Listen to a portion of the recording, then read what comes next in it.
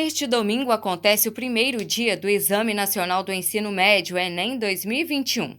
No primeiro dia de aplicação do Enem, o candidato responde a 90 questões objetivas, sendo 45 questões das disciplinas de linguagens, códigos e suas tecnologias e outras 45 questões das disciplinas de ciências humanas e suas tecnologias, além da redação dissertativa argumentativa. O segundo e último dia de aplicação do Enem ocorre em 28 de novembro. Neste dia, o candidato responde 90 questões de ciências da natureza e suas tecnologias e matemática e suas tecnologias, tendo cada uma das áreas 45 questões objetivas. Já os participantes que se inscreveram na segunda chamada do Enem, que ocorreu entre 14 a 26 de setembro, terão a data de aplicação diferente. Deste modo, quem se inscreveu neste prazo vai realizar o exame em 9 e 16 de janeiro de 2022.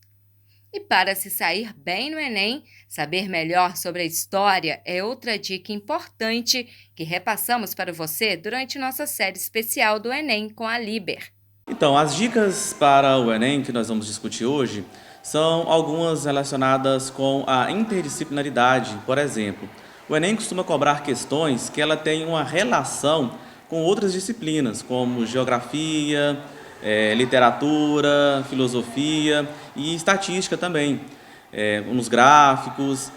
Ou seja, é comum encontrar uma prova de história com questões que vai ter essa relação. A área de humanas ela se relaciona bem com essas disciplinas, e isso vice-versa.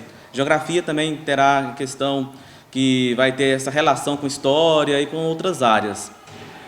Outra dica bem interessante e importante para você ficar atento é em relação à construção de mapas mentais ou organogramas ou resumos breves, porque esses resumos eles vão ajudar com que o conteúdo ele se organize melhor na mente de vocês. Então, por exemplo, pode pegar um conteúdo da Primeira República e esmiuçar bem esse conteúdo em mapas mentais ou resumos breves. Quais foram os antecedentes da Primeira República, as principais motivações, as etapas, como a República da Espada, café com leite, coronelismo. Então, isso vai facilitar com que o conteúdo fique mais organizado na mente de vocês.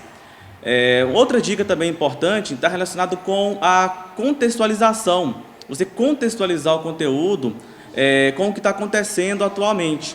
Por exemplo, a gente tem aí a pandemia, que vem assolando aí o mundo já faz alguns meses. Então, relacionar esse conteúdo com outro conteúdo. Por exemplo, tem questões que podem relacionar a revolta da vacina, que aconteceu no início do século passado, com a pandemia.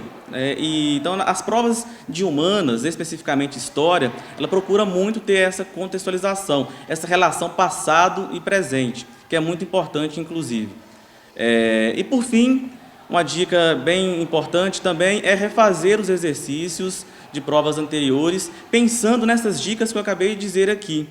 Porque refazendo o conteúdo com essa atenção, também vai facilitar no dia da prova para você ficar mais calmo, ficar mais acostumado com a resolução do conteúdo. Por exemplo, a escravidão aconteceu no Brasil há alguns séculos e ainda respinga, ainda tem reflexos da escravidão, da escravização, como esses exemplos recentes aí de pessoas que são libertas de situações análogas à escravidão. Então, esses conteúdos, sim, eles devem ficar atentos a esses conteúdos, inclusive até mesmo para uma prova de redação também, pode ser que cobre algo nesse sentido.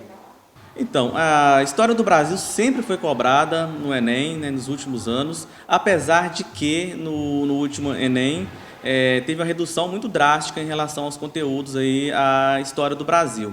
Então, o aluno deve ficar atento também a essas questões, desde o período colonial, passando pela Primeira República, passando pelo período da ditadura militar e, sobretudo, essas questões atuais. E sempre pensando em fazer essa relação entre o que aconteceu no passado, o que tem refletido no presente. Então, é importante ficar atento a essas questões aí da nossa história, sem dúvida.